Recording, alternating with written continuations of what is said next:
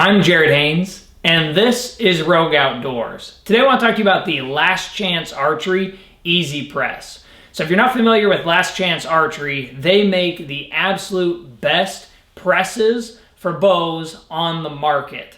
This press right here is going to be their higher tier of presses, but the cheaper model in that lineup. So this one's going to run you about $690 out the door. That's with shipping to you, and that is just if you want to mount it on a bench. Now, I did purchase an additional, I think it's about $290 floor stand here, and this then allows me to move it around and have it be more portable. So the Last Chance Archery presses, I want to just start off by saying, are the absolute best on the market. Before taking my current job, I used to work at Cabela's and worked in the archery shop there. We had multiple of these. They are very strong. They last forever, have very little, if no, maintenance required for a long, long time, and they can work on just about any bow that you need to work on. The reason I went with the Easy Press instead of going with the powered model of the Easy Press is because I actually prefer this mechanical handle here. This is when you spin it, depending on which way you go, takes the further arm in and out. And I like not having to have this close to a power outlet or run extension cords or whatever. And sometimes I'm moving this around throughout the house if I decide I want to work inside or whatever the case is. And I just find it easiest to be able to use the mechanical handle. However, I have used the powered one, and the battery, or the motor I should say, in that does last a long, long time, and it is definitely useful to be able to hold the bow and have both hands there and just step on the little foot pedal and make it run. Now, these little arms right here are interchangeable, so you can get other ones to go on here depending on the bow that you're working on.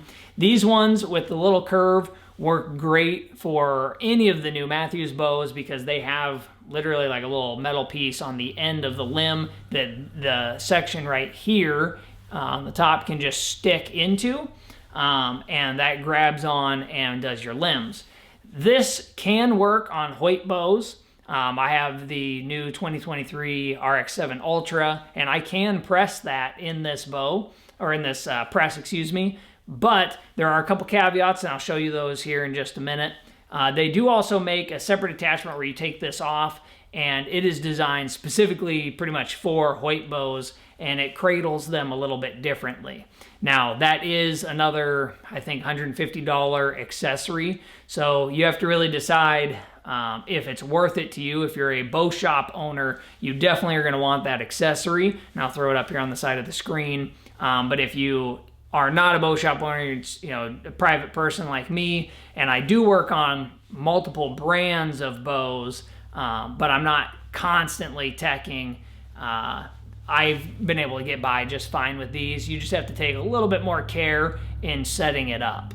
I've got my RX-7 Ultra here in the press, and what I'm talking about with these little arms and how you have to be careful is when you're setting it up, you first off move down here on this metal bar, the arms in and out to line them up perfectly on the limbs. Now that I've got that lined up, the main concern on quite a few of the Hoyt bows is right down here on this block, this cam touching the top ridge of the block. So when you start tightening the press to take that tension off the string, you want to be very cautious and watch both the bottom cam and the top cam to make sure that you're not making metal contact there. The other thing is these little screws right here go up and down to push these arms forward and back. And when you start to get tension on your limbs to push it in, you want to make sure that this cam stays perfectly straight. If you start tightening down and one of these is touching the other limb first, what will happen is that cam will start to twist one way or the other, and you're putting unnecessary and potentially dangerous tension on the axle that's going through here, and you want to immediately stop that, back it out, and twist these to offset whichever one was touching first so that you get a totally clean press the whole way through. And then when you take that tension off, obviously it would be a clean release of the cams. One other quick tip that I want to throw out there when you're pressing your bow is once you've got it set in, both the limbs are set perfect into the pockets. One thing that's good, keep that tension on here, slowly start pressing it, watch those cams, and now you can see this string has become loose. When you go to take the bow out of the press, make sure that your string is in all of the cam tracks, and then put upward tension on your main string to pull everything tight. So that way as you release the bow, everything stays in those cam tracks for sure. And then once you've got it far enough out, you're good to pull the bow out and go shoot. The press itself has little feet down here on the bottom that you can adjust up and down to make it to where the press itself stays sturdy on whatever the floor is. So if it's not perfectly level, you can adjust it if you want carpet under one side, not the other, or whatever you're doing. It can be adjusted, and those screws are pretty long, so you'll get enough adjustment range. You can pretty much put this at whatever angle you want to level it out. When you get it in the box, it'll come in two parts if you're going to be getting the floor stand with it, which, like I said, for me was the best option. And it is super easy setup. So on the floor stand, you'll have this bottom portion. You're going to have two legs and then the press itself. And all you have to do is, in this order, you take the floor stand bottom portion, set it down. You're going to take both the legs and put them into the bottom square pieces down here, and then you're going to put one bolt through and get those really tight. Then you set the top portion of the press on, and you're going to run the screw that's right here and the screw that's right there through one of three holes that they give you. And that's going to adjust the height that you want the press at. I chose the middle hole. I'm 5'11" tall, and that's putting it, basically about belly button height. Which is perfect for me, where I like to be able to look and tie D-loops and all that kind of stuff.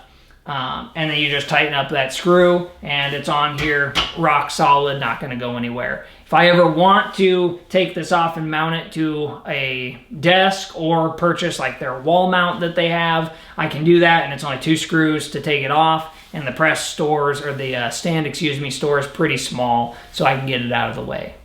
So I want to end this video by saying there's a few accessories that I do not currently have. The most important one that I would like for this is a drawboard, and they make a really cool setup that hooks into this front portion, and then back here the bow basically sits there, and you have the handle to the drawboard. We'll pull your string back, and you can check the draw stops timing on the string at full draw. I definitely like that. It's really cool design, seamless the way it fits in.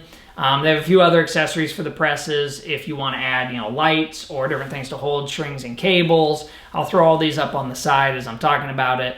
And so that really makes the Easy Press a one-stop shop. They've got every accessory that you need, and they're a pretty reasonable price for what you're getting. It's all made in the United States. They have an extremely good warranty on their products and very good customer service. If you give them a call and have any questions about your press or something that you might need to know on how to work on your particular bow, they have good knowledge with the employees that work there and can help you figure out what accessory or press or thing you may need to continue bow teching.